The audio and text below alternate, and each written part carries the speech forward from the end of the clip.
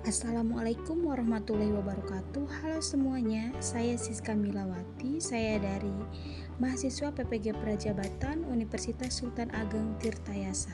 Pada video ini saya akan membahas kesimpulan dan juga refleksi terkait dengan perjalanan pendidikan nasional.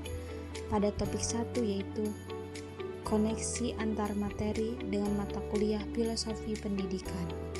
Sebelum saya menjelaskan materi perjalanan pendidikan Indonesia, di sini saya akan memaparkan alasan saya menjadi guru, di mana profesi guru adalah cita-cita saya sejak kecil.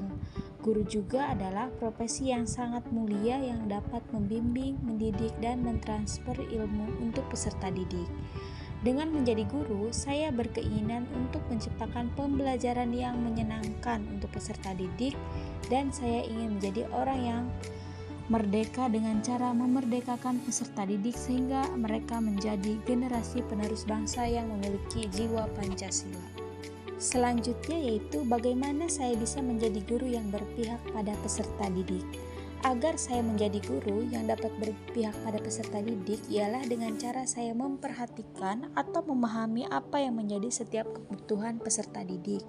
Seperti halnya dengan cara saya mengenali apa yang menjadi sebuah kebutuhan dengan cara mengamatinya pada saat proses pembelajaran. Dengan mengamati serta memperhatikannya, peserta didik maka tahu apa yang menjadi kebutuhannya. Karena setiap anak memiliki kemampuan dan potensinya berbeda-beda, maka dari itu saya harus mengamati apa yang dibutuhkan setiap semua peserta didik. Selanjutnya adalah pendidikan menurut Ki Hajar Dewantara. Pendidikan adalah tidak sekedar tentang penguasaan ilmu pengetahuan dan keterampilan semata. Lebih dari itu, pendidikan bertujuan untuk membentuk manusia yang utuh dan berbudidaya, yaitu manusia yang memiliki akal hati dan rasa kemanusiaan yang tinggi. Penanaman nilai budaya dan karakter melalui pendidikan pada akhirnya akan memunculkan jati diri bangsa. Dalam hal ini, profil pelajar Pancasila merupakan dasar utama yang perlu diimplementasikan secara menyeluruh dan mendalam dalam jiwa generasi bangsa. Selanjutnya adalah pendidikan zaman pra-kemerdekaan atau zaman kolonial, di mana pendidikan pada zaman penjajahan Belanda bagi rakyat Indonesia adalah sangat terbatas, hanya sebatas membaca, menulis, dan berhitung, seperlunya saja, yaitu guna memenuhi kebutuhan pekerja. Pendidikan juga di mana bersifat materialis dan individualis, yang tidak cocok dengan kultur budaya rakyat Indonesia. Maka dengan seiring berjalannya waktu, saat itu berdirilah sekolah-sekolah yang khusus bagi kaum pribumi seperti Bumi Putra, Stovia, Sekolah Kartini, dan Taman Siswa. Berdirinya sekolah Taman Siswa ialah sebagai bentuk perjuangan, kemerdekaan, dan kebebasan bagi pendidikan Indonesia yang diprakarsai oleh Bapak Tokoh Ki Hajar Dewantara. Selanjutnya yaitu pendidikan pasca kemerdekaan. Pada pendidikan saat zaman kemerdekaan, di mana hal itu sangat erat kaitannya dengan pergantian kurikulum.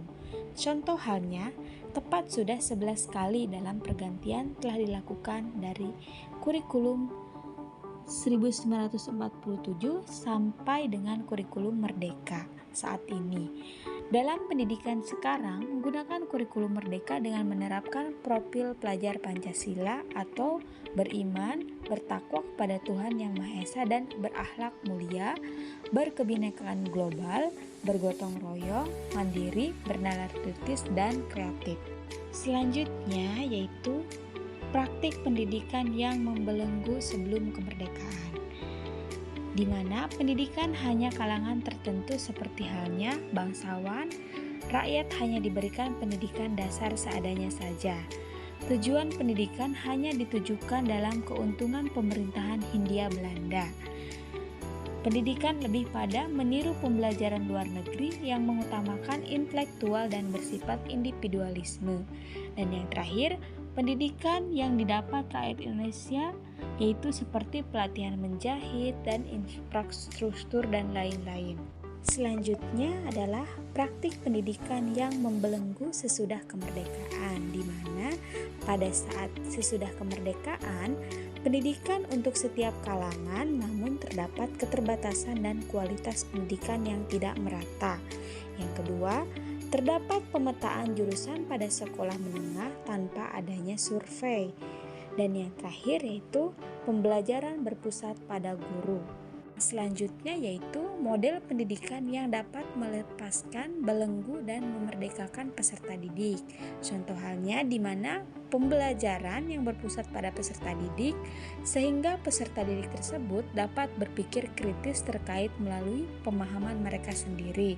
Selain itu juga guru harus terus melatih siswa bukan dalam pengetahuannya saja, akan tetapi dalam keterampilannya juga harus dilatih agar terlihat kreativitas yang ada dalam dirinya. Selanjutnya refleksi, di mana setelah mempelajari perjalanan pendidikan nasional dari sebelum dan sesudah kemerdekaan, beserta tokoh-tokoh penting dalam pergerakan pendidikan, di mana saya sadar bahwa melalui pendidikan, nilai budaya dan karakter bangsa dapat dilestarikan menjadi kepribadian bangsa. Penanaman nilai-nilai budaya dan karakter melalui pendidikan pada akhirnya akan memunculkan jati diri bangsa. Dalam hal ini, profil pelajar Pancasila merupakan dasar utama yang perlu diimplementasikan secara menyeluruh dan mendalam dalam jiwa generasi bangsa ini untuk dapat menyelaraskan tujuan pendidikan nasional dengan tindakan yang akan dilakukan di sekolah.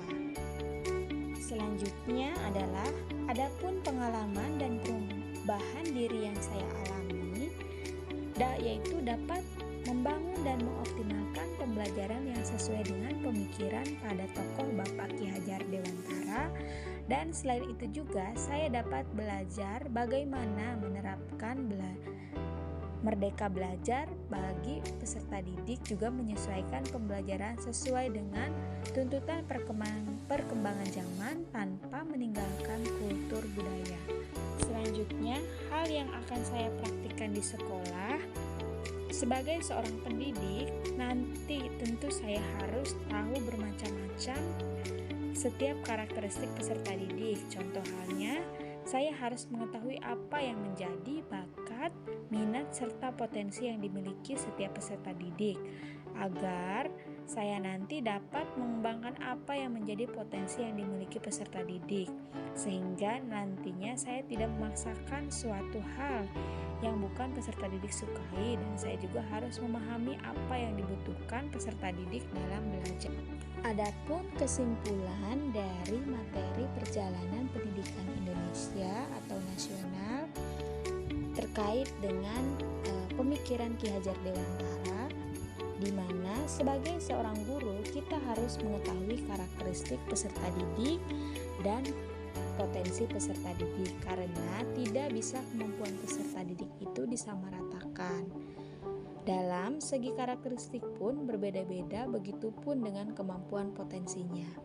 Selain itu juga, sebagai seorang guru, kita harus bisa memposisikan diri sesuai dengan 3 semboyan Bapak Ki Hajar Dewantara, yaitu Ingarso Sung Tulodo. Artinya, menjadi seorang pemimpin harus mampu memberikan suatu suri tauladan. Yang kedua, ing madyo bangun karso. Artinya, seorang di tengah kesibukan harus juga mampu membangkitkan atau mengunggah semangat. Dan yang terakhir, tuturi handayani, di mana seorang harus memberikan dorongan moral dan semangat kerja dari belakang. Sekian dari saya, terima kasih. Wassalamualaikum warahmatullahi wabarakatuh.